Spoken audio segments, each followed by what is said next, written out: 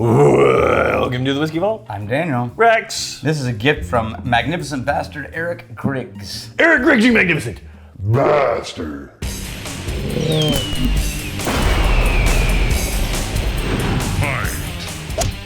Distiller's Handshake. I'm excited about this one. Is there a secret handshake I'm supposed to know about? Look at all these brands.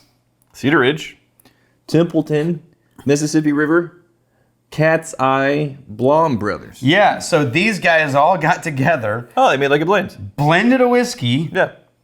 100 proof, Yes. and then all the proceeds went to the Iowa Restaurant Association for bartenders. for the thing. For bartenders who are unemployed. yeah. Yeah. That's very cool. Right? Yeah. Now, Mississippi and Cat's Eye, they blend all the time. Like my favorite Four Kings release has Mississippi River in it. Okay. So I love it when distilleries work together Right. to blend. Yeah. Love it. I think it should be happening more in America than it is currently. Mm-hmm. So I'm always excited. Cedar Ridge, I know I love. Mississippi River by itself, I haven't been a huge fan. It's just not my preference. I don't have a good memory of Blaum Brothers. Cat's Eye, we know the guy. Okay. He's helped us get barrels. We've split like the Polish rye barrels. yeah. He helped us find it. Yeah.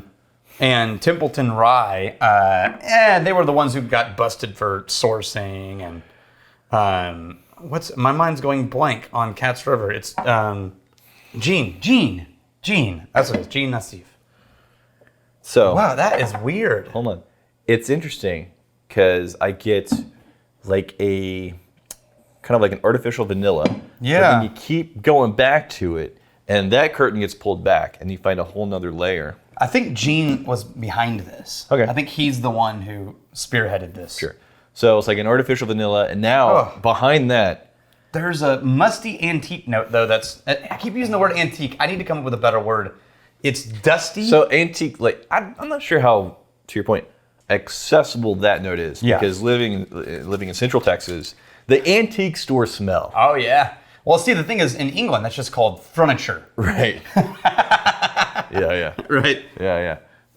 But there's like a jammy fruit quality after you acclimate to the artificial vanilla, and then there is that old wood smell. Maybe with dried leaves dried leaves. Okay.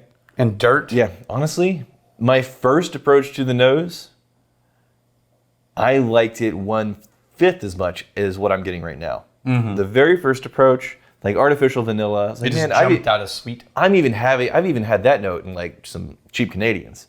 But once you acclimate to that, that's gone, and now it's like You this know why? deeper, richer, jammier fruit. Because there's also that sort of like slight rubber, sweet vanilla rubber Okay. on like a kid's toy. Oh yeah, the vanilla rubber. Okay. Yeah, that almost rubber, but not rubber.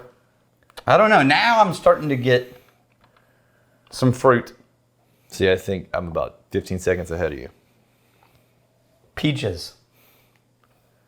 And then like a very, very sugared tea. Yeah, I'm having a struggle with this though. Like I am fighting to find these notes. They're not just No, they're not present leaving it on and the glass. available. Yeah, I'm actually breathing in pretty aggressively, not the mouth and nose at the same time. I had to switch to basically just nose.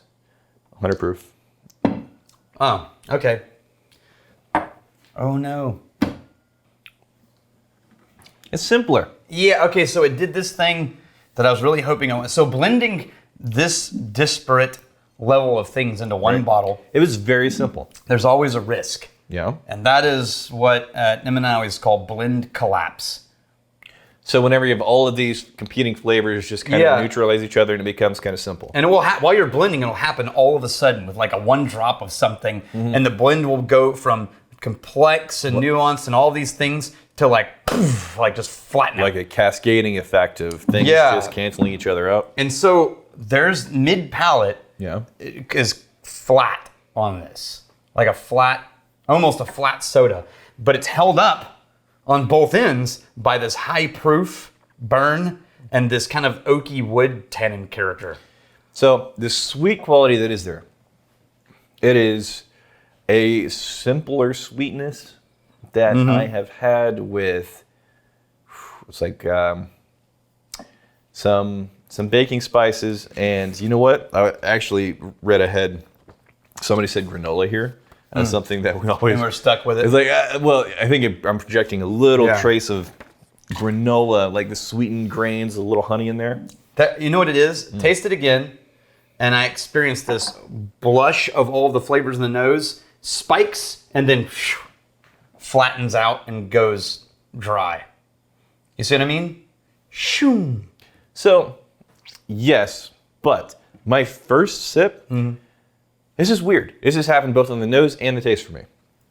Very first approach, it's like, and then I keep going back and keep actively, consciously looking, and the thing that I was about, I acclimate to it, that's gone, and then I keep finding things beyond it. This is like a hard whiskey to get into. It's confusing. Yeah, but once you get into it, I'm finding nice stuff. It's just, I'm really having to dig deep and get past the artificial vanilla. Now, on the other hand, it's not, the faults aren't, there's no faults that you're having to overcome. Right. It's just a really dominant, single, simple note.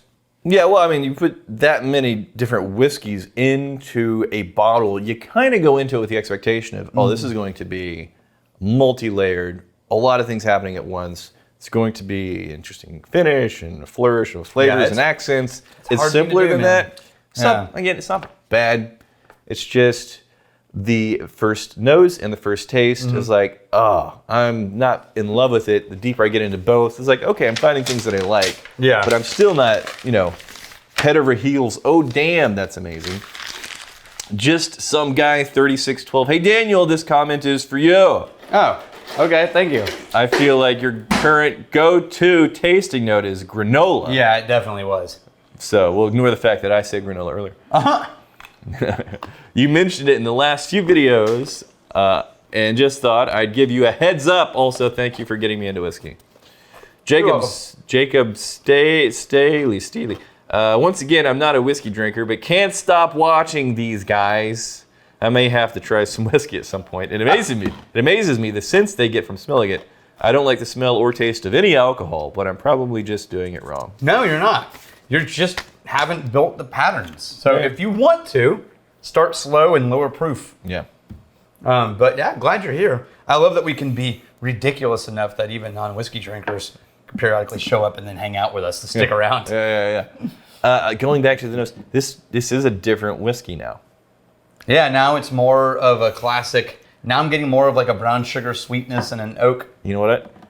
I think coming at this very fresh, it's kind of hard to get into it. Once you get it in you get it in one of your face holes. Probably the biggest one I would recommend. I'd recommend. Not your eye. It's not really a hole, really. Once you get it in you, then you acclimate to some of the stuff. There's nice things there, but there's also nicer things that I'd be reaching for before this. Here's defining stealing and drinking. If you fight me, fight for a friend. You steal, may you steal your liver, sorry. And if you drink, may you drink with us.